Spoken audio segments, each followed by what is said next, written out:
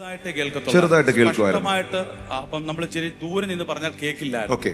അപ്പം സിസ്റ്റർ പറഞ്ഞത് പൂർണ്ണ സൗഖ്യം ദൈവം കൊടുത്തു. മോളെ, മക്കൾക്ക് എങ്ങനെ അറിയാം ഇപ്പൊ ആ ചെവിക്ക് സൗഖ്യം ഉണ്ടായി എന്ന്?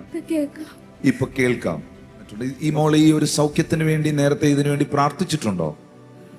കുഞ്ഞിന് ചെവിക്ക് എന്തെങ്കിലും ബുദ്ധിമുട്ടുണ്ടായിരുന്നോ? ചെവിക്ക് കേൾവി കുറവായിരുന്നു. ഓക്കെ. എത്ര ശതമാനം?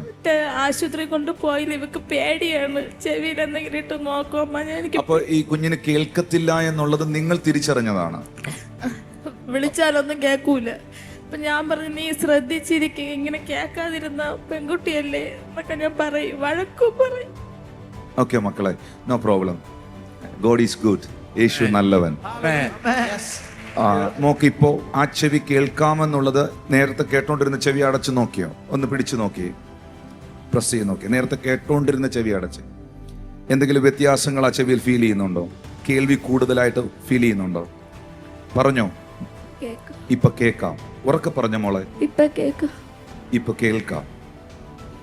ഈ ചെവി ഒന്ന് കൈകൊണ്ട് നല്ലതായിട്ട് അടച്ചു പിടിച്ച്, ആ ചെവി നല്ലതായിട്ട് അടച്ചു പിടിച്ച്. മോളുടെ അമ്മ എന്തെങ്കിലും അവളോടൊന്ന് പറഞ്ഞേ, മൈക്കിലൂടെ അല്ല, അല്ലാതെ പറഞ്ഞേ.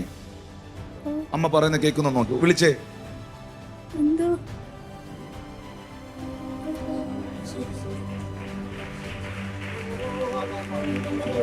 ഒന്നുകൂടെ വിളിച്ചേ.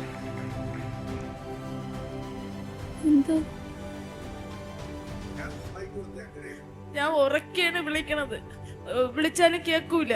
അപ്പൊ ഞാൻ പറഞ്ഞു, നീ ശ്രദ്ധിച്ചിരിക്കാത്തോണ്ടല്ലേ. അപ്പൊ ഇപ്പൊ ക്ലിയർ ആയോ? ക്ലിയർ. കൈകൾ അടിച്ച് കർത്താവിന് നന്ദി പറഞ്ഞു. ഹല്ലേലൂയ. God bless you.